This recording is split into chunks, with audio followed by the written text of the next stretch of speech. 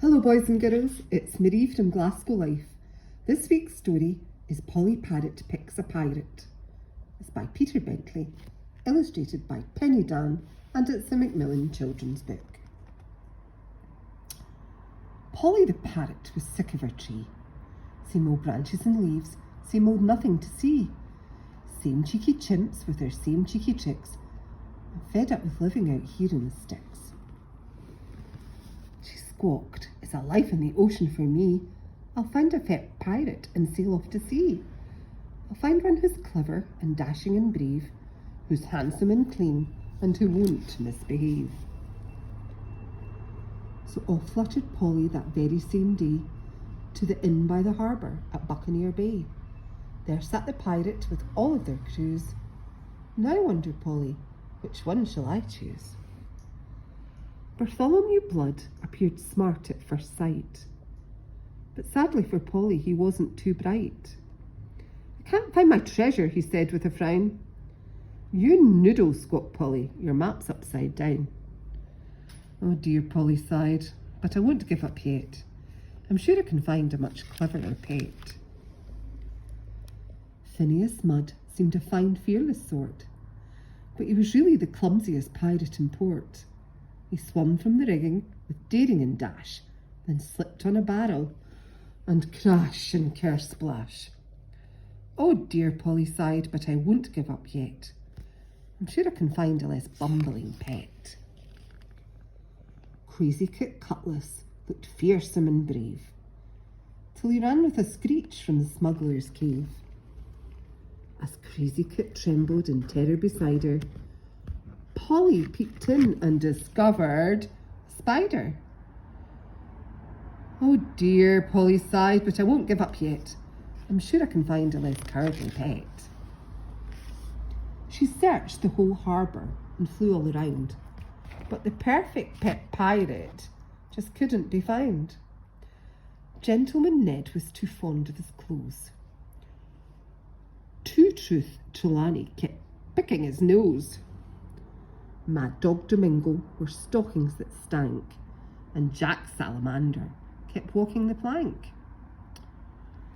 Sighed Polly, "I can't find the pirate for me, so it looks like I'll have to go back to my tree."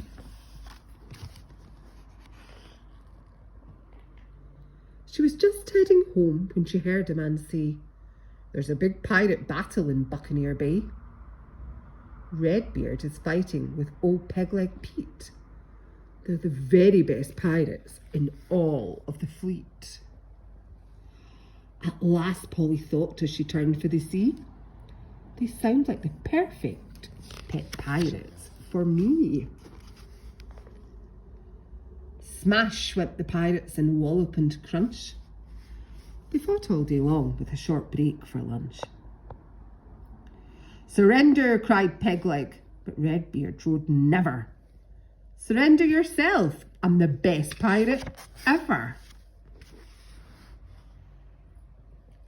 Redbeard and Pegleg were in a right strop.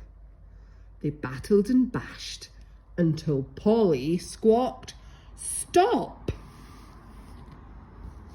The way this is going, there won't be a winner. Except for the sharks who'll have pirates for dinner. Why don't you stop fighting and simply agree that you're both the best pirates who sail on the sea?" Then Polly looked closely and saw a strange thing.